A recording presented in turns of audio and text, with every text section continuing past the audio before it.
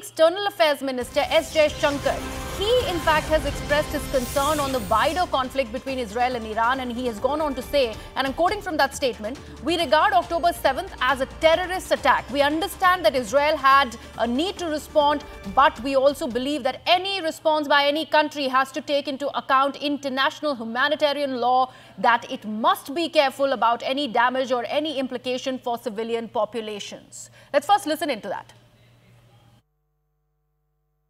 If one looks at the current situation, I think it would be right to start off with October 7th. We regard October 7th as a terrorist attack. We understand that Israel had a need to respond. But we also believe that any response by any country has to take into account international humanitarian law, that it must be careful about any damage or any implications for civilian populations. And that given what has happened in Gaza, it is important to have some kind of international humanitarian effort out there. And we are very much concerned at the possibility of a broadening of the conflict, not just what happened in Lebanon, but also, I referred earlier to the Houthis and the Red Sea, and to some extent anything that happens between Iran and Israel. So again, it's one thing to be concerned. I'm sure you can say that for a lot of countries. If as part of that concern you can end up doing something about it, again, don't underestimate the importance of communication in difficult times. If there are things to be said and passed on and passed back, I think those are all contributions that we can make, and we do.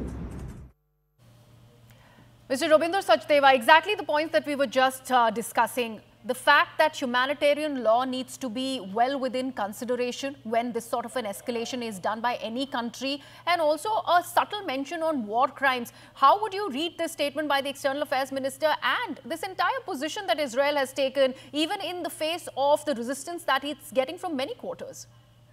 No, thank you very much. See, I'll give you two pieces of information to you and your viewers, and you can make a decision. Putin has been declared a war criminal for the crime of kidnapping 3,000 children. Remember? Yes. The official charge for him is 3,000 children kidnapped from the Donetsk region. Putin, war criminal. Here, Netanyahu, maybe 10,000 children killed. So should Netanyahu not also be a war criminal? So what is happening in this world is a divide happening. Your freedom fighter is my terrorist, and my freedom fighter is your terrorist.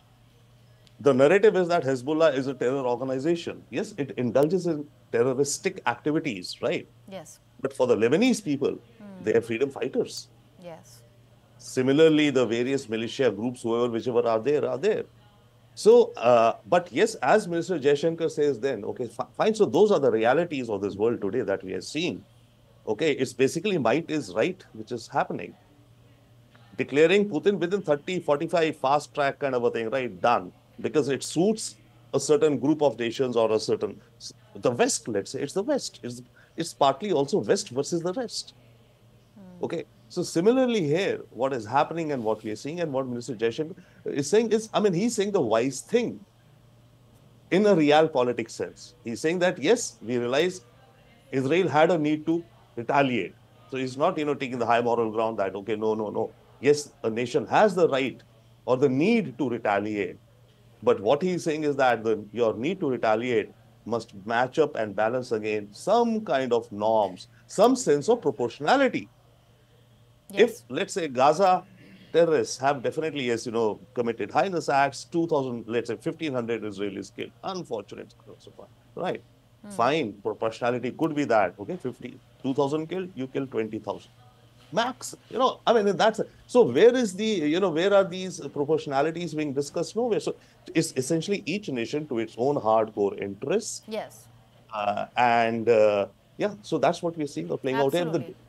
That's an important point that you're making, Robinder Sachdev. I'd like to thank you and Major General Sivach for joining us on the broadcast. This is all about the military heft and the international heft that so far was, in fact, with the United States of America. But right now, they have other superpowers like Russia, like China to deal with it. In this case, Iran will get a backing, allegedly, by Russia or even China for that matter. And that's why you see this entire international political turmoil also rise after this conflict in the Middle East only escalated.